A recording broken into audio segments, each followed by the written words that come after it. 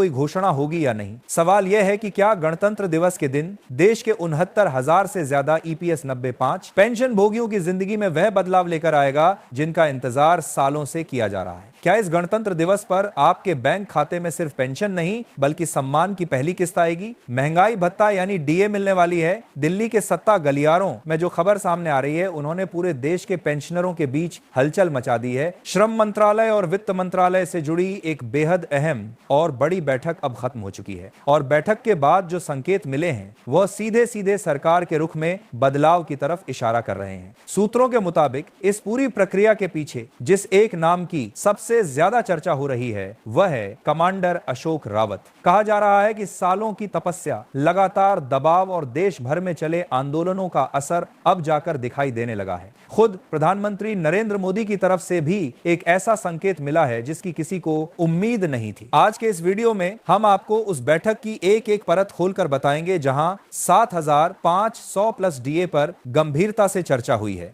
Video को अंत तक जरूर देखिएगा क्योंकि बीच में एक ऐसा मोड़ है, एक ऐसा ट्विस्ट है जो पूरे मामले को बिल्कुल नई दिशा दे देता है। दोस्तों, ईपीएस 95 नेशनल एजुटेशन कमेटी के अध्यक्ष अशोक रावत पिछले कई वर्षों से एक ही मांग को लेकर दिल्ली की सड़कों से लेकर संसद के दरवाजों तक आवाज बुलंद करते आ रहे हैं। मांग साफ है, पेंशन भीख नहीं अधिकार है। सम्मान की पेंशन चाहिए। हकरी तरक्षक मांग से अपनी पर भीख नहीं करी। नेशनल भीख नहीं करोड़ में नेशनल एजुटेशन कमेटी का लेकर की पेंशन चाहिए। हाल ही में हुई हाई लेवल कैबिनेट ब्रीफिंग में एक चौंकाने वाला अपडेट सामने आया है। भरोसेमंद सूत्रों का दावा है कि श्रम मंत्री और वित्त मंत्रालय के वरिष्ठ अधिकारियों के बीच एक बैठक हुई है। इस बैठक का मुख्य एजेंडा था पेंशनर्स का बढ़ता आक्रोश और सरकार का रोड मैप। बैठक में यह साफ तौर पर रखा गया कि अगर कोई ठोस फैसला सामने नहीं आता है तो आंदोलन और ज्यादा उग्र हो सकता है। अशोक रावत ने सरकार को पहले ही यह संदेश दे दिया था कि अब सिर्फ आश्वासन नहीं, सीधा निर्णय चाहिए। और अब जो खबरें आ रही हैं वह ये बता रही हैं कि सरकार ने झुकने का मन बना लिया है। सवाल यह उठ रहा है कि क्या वाकई 1,000 की न्यूनतम पेंशन को सीधे 7,500 किया जा रहा है? क्या प्रधानमंत्री मोदी खुद किसी बड़े मंच से इसका ऐलान करेंगे? क्या यह घोषणा लाल किले से होगी या फिर किसी अलग डिजिटल मंच के जरिए देश के बुजुर्गों तक यह संदेश पहुंचेगा? अब बात करते हैं उस अपडेट की जिसने सोशल मीडिया पर आग लगा दी है। खबर यह है कि सरकार ने एक ड्राफ्ट प्रस्ताव तैयार किया है जिसके तहत गणतंत्र दिवस के मौके पर पेंशनर्स को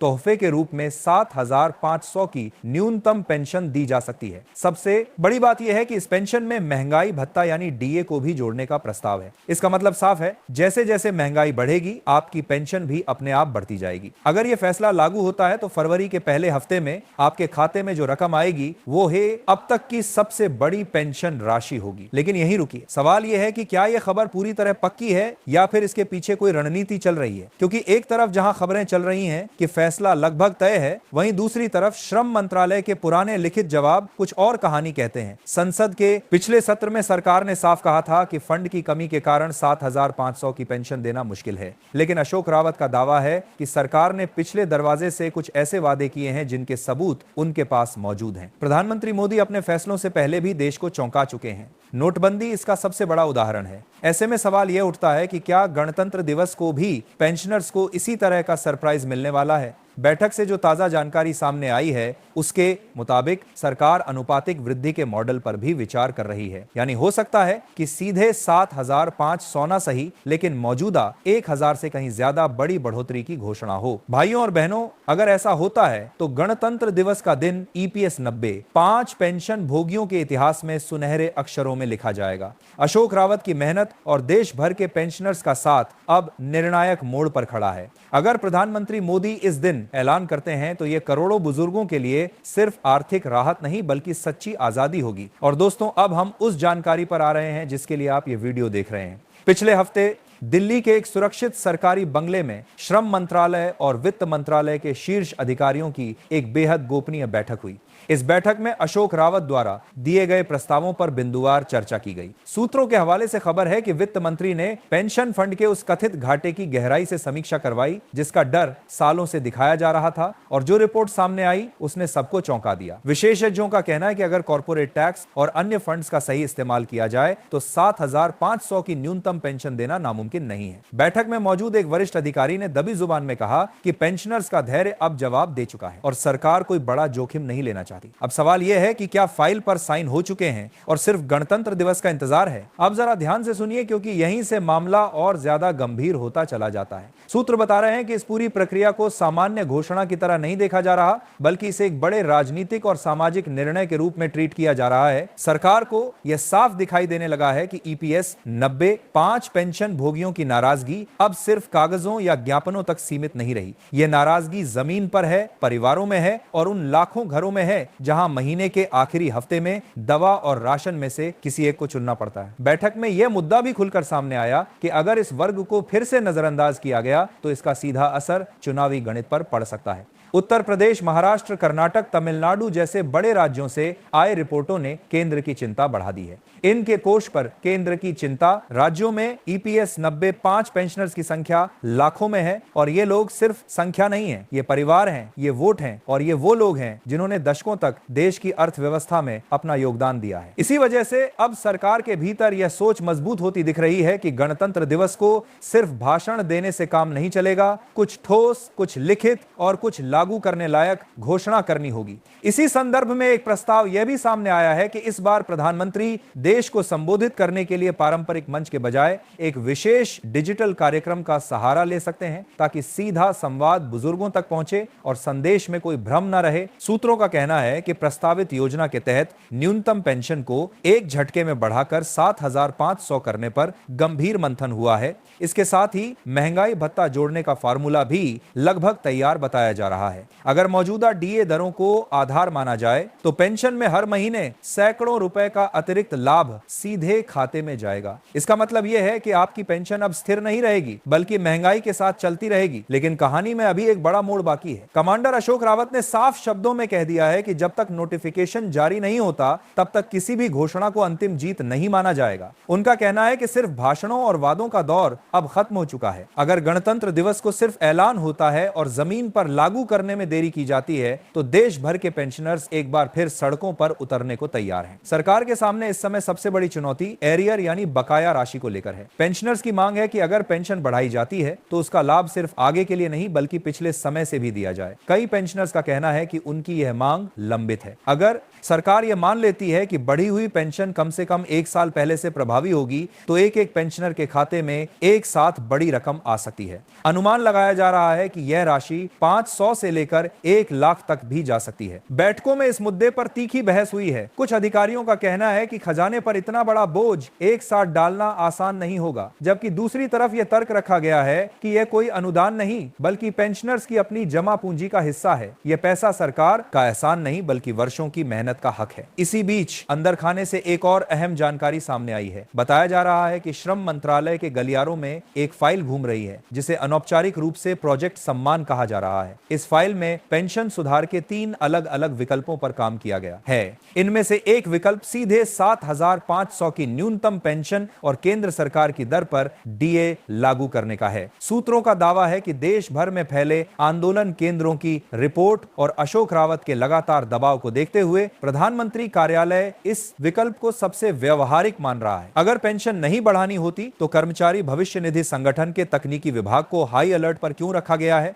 अंदरूनी जानकारी यह है कि नेशनल डाटा सेंटर में पेंशन वितरण से जुड़े सॉफ्टवेयर का परीक्षण किया जा रहा है। जानकारों का कहना है कि यह है सॉफ्टवेयर अपडेट किसी सामान्य प्रक्रिया का हिस्सा नहीं है बल्कि नए पेंशन फार्मूले को सिस्टम में फिट करने की तैयारी है, ताकि जैसे ही ऊपर से हरी झंडी मिले भुगतान में कोई तकनीकी बाधा ना आए। कमांडर अशोक रावत ने हाल ही में अपने करीबी सहयोगियों से बातचीत में कहा कि यह लड़ाई सिर्फ पैसों की नहीं है, ये उस सम्मान की लड़ाई है जो एक कर्मचारी ने 33 से 35 साल काम करके कमाया है। आज की तारीख में एक दिहाड़ी मजदूर की मजदूरी भी 500 के आसपास है, जबकि एक ईपीएस 90 पेंशनर को पूरे महीने में औसतन उतनी ही राशि मिलती है। सवाल उठता है कि क्या यह न्याय है? सरकार के मंत्रियों के साथ हुई हालिया बैठकों में इस नैतिक सवाल पर भी चर्चा हुई है। खबर है कि कई मंत्रियों ने माना है कि अब पुरानी धरने पर पेंशन व्यवस्था को चलाना संभव नहीं है। सबका साथ सबका विकास का नारा तभी सार्थक होगा जब इसमें देश के बुजुर्गों को भी बराबरी का स्थान मिलेगा। अब आखिरी और सबसे डराने वाला सवाल, अगर गणतंत्र दिवस को ऐलान नहीं हुआ तो क्या होगा? इस पर भी कमांडर अशोक रावत का प्लान तैयार है। संकेत साफ है कि अगर सरकार ने इस बार भी समय निकाला तो अगले दिन से देश भर में बड़े स्तर पर आंदोलन शुरू हो सकता है। पेंशनर्स रेल पटरियों से लेकर सड़कों तक उतरने का मन बना चुके हैं। हालांकि मंत्रालयों की मौजूदा हलचल यह बता रही है कि सरकार इस टकराव की स्थिति को आने ही नहीं देना चाहती। सरकार की तरफ से अशोक रावत तक जो संदेश पहुंचा है उसमें धैर्य रखने और बड़े तोहफे की बात कही गई है। अब सवाल यही है कि यह तोहफा वही 7,500 प्लस डीए है या इससे भी कुछ ज्यादा? आने वाले दिन इस सवाल का जवाब देंगे। भाइयों और बहनों, यह सिर्फ आंकड़ों की कहानी नहीं है, यह उन लाखों बुजुर्गों की जिंदगी की कहानी है जिन्होंने अपनी पूरी जवानी इस देश को दी और आज भी उम्मीद लगाए बैठे हैं। इसलिए यह जानकारी सिर्फ आपके पास नहीं रहनी चाहिए, इसे हर उस पेंशनर तक पहुंचाइए जो आज भी 1000 में अपना घर चलाने को मजबूर है। लड़ाई अब अपने आखिरी पड़ाव पर है और गणतंत्र दिवस शायद वही दिन हो जब इतिहास नया मोड़ ले, क्योंकि अब बात सिर्फ मंत्रालयों की बैठकों तक सीमित नहीं रही है। अब बात उन फाइलों तक पहुंच चुकी है जो सीधे प्रधानमंत्री कार्यालय तक जाती हैं। अंदरूनी सूत्र यह संकेत दे रहे हैं कि पिछले कुछ दिनों में श्रम मंत्री और वित्त मंत्री को एक नहीं दो नहीं बल्कि कई बार प्रधानमंत्री आवास बुलाया गया है। हर बार बातचीत का विषय एक ही रहा है, EPS 95 पेंशनर्स, उनकी मांगे और समय। बताया जा रहा है कि प्रधानमंत्री को एक विस्तृत रिपोर्ट सौंपी गई है जिसमें यह साफ लिखा गया है कि मौजूदा पेंशन व्यवस्था सामाजिक असंतोष को जन्म दे रही है। रिपोर्ट में यह भी दर्ज है कि देश के अलग अलग हिस्सों से मिल रहे फीडबैक सरकार के लिए चेतावनी की तरह है। बुजुर्गों में यह भावना गहराती जा रही है कि उनकी जिंदगी की मेहनत को लगातार नजरअंदाज किया गया है। यही वजह है कि अब इस मुद्दे को केवल वित्तीय बोझ की तरह नहीं बल्कि सामाजिक जिम्मेदारी की तरह देखा जा रहा है। सूत्रों के मुताबिक प्रधानमंत्री ने भी बैठक में यह सवाल उठाया है कि अगर देश के वरिष्ठ नागरिक सम्मान के साथ नहीं जी पाएंगे तो विकास के दावे अधूरे कैसे नहीं कहलाएंगे। इसी के बाद यह सहमति बनी कि इस बार गणतंत्र दिवस का संदेश सामान्य नहीं होना चाहिए। यह संदेश सीधा, स्पष्ट और भरोसे से भरा होना चाहिए ताकि पेंशनर्स को लगे कि सरकार उनकी बात सुन रही है। अब एक और अहम जानकारी सामने आ रही है। बताया जा रहा है कि बैंकिंग सिस्टम को भी पहले से सतर्क कर दिया गया है। कुछ सरकारी और निजी बैंकों को संकेत दिए गए हैं कि जनवरी महीने की पेंशन प्रोसेसिंग के दौरान अतिरिक्त तैयारियां रखें।